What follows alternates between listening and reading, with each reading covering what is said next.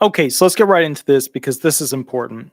Social Security article is written, Washington, D.C. Social Security Commissioner says budget cut would be devastating. This is by Jordan Connell, specifically posted online September 11, 2024 as an article, so yesterday. Washington next star lawmakers in the Senate discussed ways to protect retirement and Social Security benefits during a hearing on Wednesday as the agency continues to face solvency and budgetary challenges. Solvency, the trust funds are running out. Budgetary challenges, they don't have enough money for the employees that they have. That's the reality. Okay.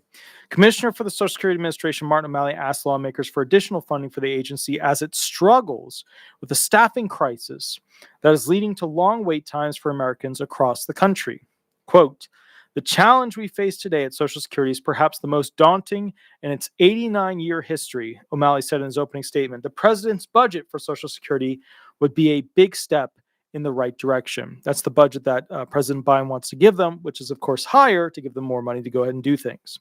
He argued the money would help the agency staff critically important customer facing field offices around the country and its toll-free phone line. So bottom line is, when you call them, wait times are getting worse. The wait time for disability benefits is getting worse.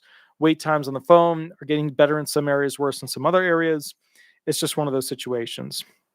He argued that the money would help the agency staff critically, right? Social Security today is struggling to serve more customers than ever with staffing that Congress has reduced to a 50-year low, O'Malley said. Well, let me just read that to you again. Social Security today is struggling to serve more customers than ever with staffing that Congress has reduced to a 50-year low. So we're no longer at a 25-year low, 30-year low. We are now at a 50-year low. It's epic. Epic how bad this is. They're basically, just to be clear about this, they are strangling, reducing, restricting the Social Security Administration in all ways possible.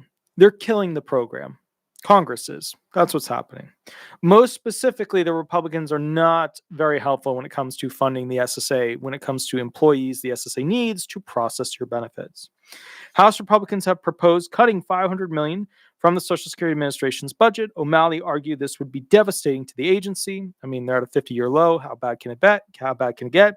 Quote, we would only have a budget to really keep the lights on, not to be anything, to do anything, to improve it or improve its resiliency, he told the senators. Lawmakers expressed concern that Social Security is currently on a path to insolvency. Senator Rick Scott, Republican of Florida, blamed the Biden administration for Social Security shortfalls. Quote, I think we all know that Social Security has got to get fixed, Scott said. I think we all know it's unsustainable, so I wish the administration was doing something about this. Republicans are arguing that, Democrats are just spending us into oblivion. There's not enough money. Republicans are arguing we need to have a balanced budget. But as part of that, they're also figuring out ways to restrict the money that the Social Security Administration has to process your checks. So not going to end up super well for the Republicans on this argument, even though morally, ethically, financially, account-wise, right, what the actuaries are looking at, technically the Republicans are right. They need to figure this out. They need to cut costs where they can. But the problem is being right and starving the retired and disabled because they can't get their checks out. I don't think it's going to win. I don't think it's going to be a solid path politically for a lot of happy voters. I'm just, you know what I mean? It's just, they need people to vote them in. So, that's part of the gig. All right. The future of Social Security has become a political talking point as the 2024 general election approaches. Kinda wasn't in the banter back and forth between Trump and Harris last night. The next cost of living increase for Social Security recipients is projected to be the lowest since 2021, 2.5, 2.6-ish COLA increase. In May, it was announced that Social Security's trust funds would be unable to pay full benefits starting in 2035, more like 2033. Officials warned the agency would only be able to pay 83% of the benefits, more like 79, 78. About 71 people, including retirees, people with disabilities, and children receiving Social Security benefits rely on this. So what do we know? The Social Security Administration is in dire straits. It needs massive funding. The trust funds need help from future investments of the United States. The employees, they don't have enough money to cut benefits to the SSA for processing claims by paying their employees. They don't have enough money for the employees in 2025. They have to fund this agency, and they have to find a fix to pay for future benefits. They got to boost them somehow. They got to have a supplemental benefit to the trust funds. Okay. Now, what is happening in a short summary with this whole situation? What's happening is Social Security is becoming a political dance whereby both sides will find ways to convince you that the other side is trying to kill the program. But I have another answer. Both are trying to kill the program. Okay, look. Here's an idea. Here's a theory. Just stick with me on this. The Social Security Administration is a card game, kind of like Yu Yu Hakusho, Magic the Gathering, Pokemon. It's a card game, right? You have different monsters, different attacks, different spells, different magics, different power boosts. You got all that stuff in this program, right? The program is literally a designed system to outline essentially caveat upon caveat upon caveat of rules as to how you could potentially have a benefit. This is a problem politicians can't solve, but it is a problem that literally card gamers could solve because it requires a brain that works like a computer to do analysis as to attachments, changes, modifications. And yeah, exactly. Kim Berry working with AI to go ahead and figure out a solution. Now, remember, they already have the best computers in the United States, like supercomputers, all that stuff. They set up these giant computers with massive servers, massive tech. They do an opening ceremony and then they close it off and the public is never allowed to see them again. Now, here's the thing that I think is really, really important with this. Both parties are going to convince you the other one's trying to kill the program. They're both in cahoots with killing the program. One is saying we have to make a budget that works. The other is saying we have to keep spending to make this all happen. They've created a lock where neither can move forward. They're both killing the program at this point. It would not be outside of the realm to start voting in, just so you're aware, people who support Social Security changes that benefit you.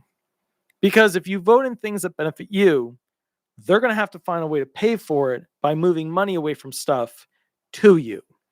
So my point is, start voting for those politicians that want to give you more Social Security benefits. Because the ones that say, we can't afford it, we can't afford it, we can't afford it, we can't afford it, they're just playing a game.